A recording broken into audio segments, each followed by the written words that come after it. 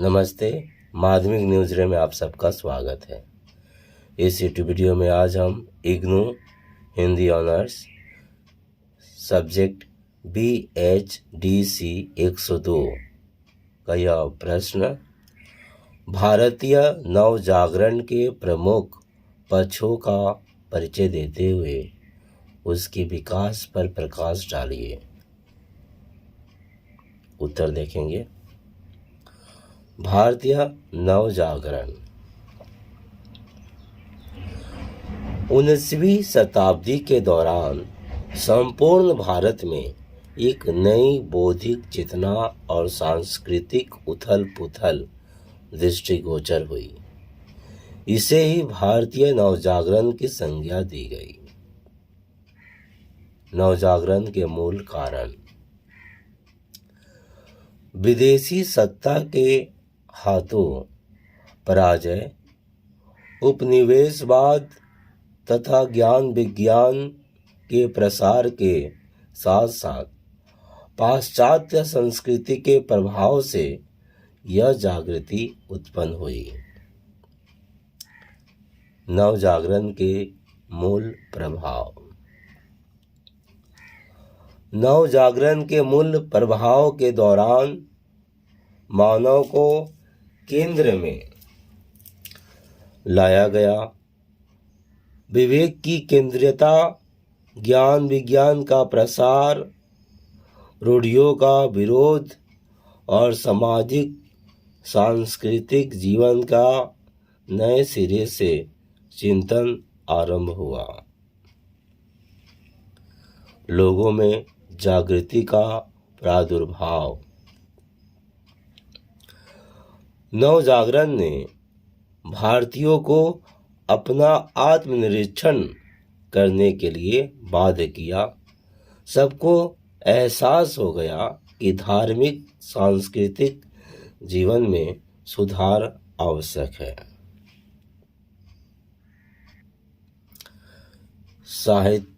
साहित्यकारों का खुलकर सामने आना। साहित्यकार राज दरबार से निकलकर समाज से जुड़े। वे समाज में फैले आडंबर, रूढ़ि, वर्ग भेद, कुरीति, सती प्रथा, बाल विवाह आदि का खुलकर विरोध करने लगे। विधवा विवाह का समर्थन और सामंती व्यवस्था, उपनिवेशवाद, साम्राज्यवाद का विरोध प्रखर हुआ।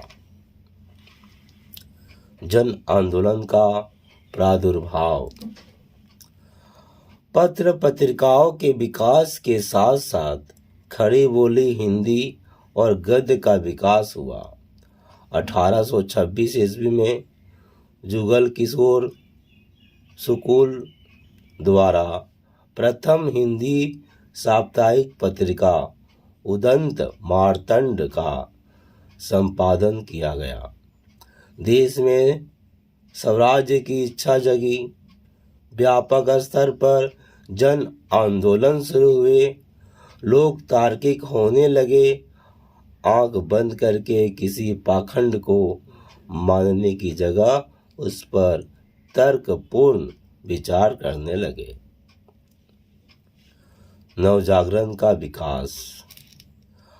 भारत में नवजागरण की चेतना हर समाज में अलग अलग वक्त पर आई। इसके फलस्वरूप समाज सुधार, साहित्य में सुधार, धर्म सुधार सहित शिक्षा में सुधार हुआ। बंगाल नवजागरण।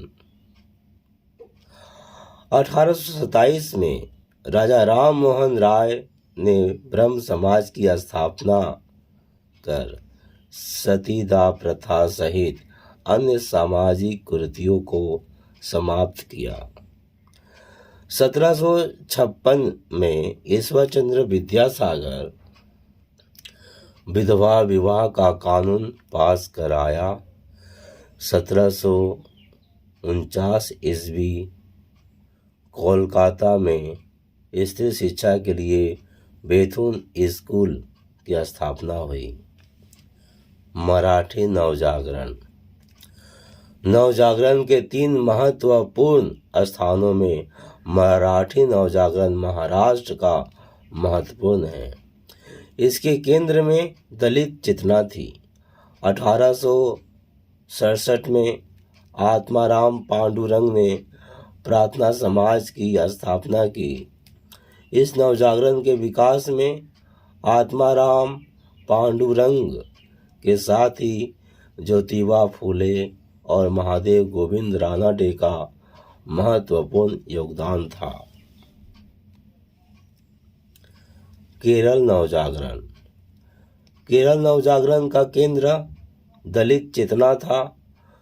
नारायण गुरु के अपूर्व योगदान से इंसानों का भेदभाव मिटाया जाने लगा। वे आम आदमी को एक बिना भेदभाव का ईश्वर देना चाहते थे। तमिल नवजागरण। तमिल नवजागरण का नेतृत्व इरोड वेंकट नायकर रामासामी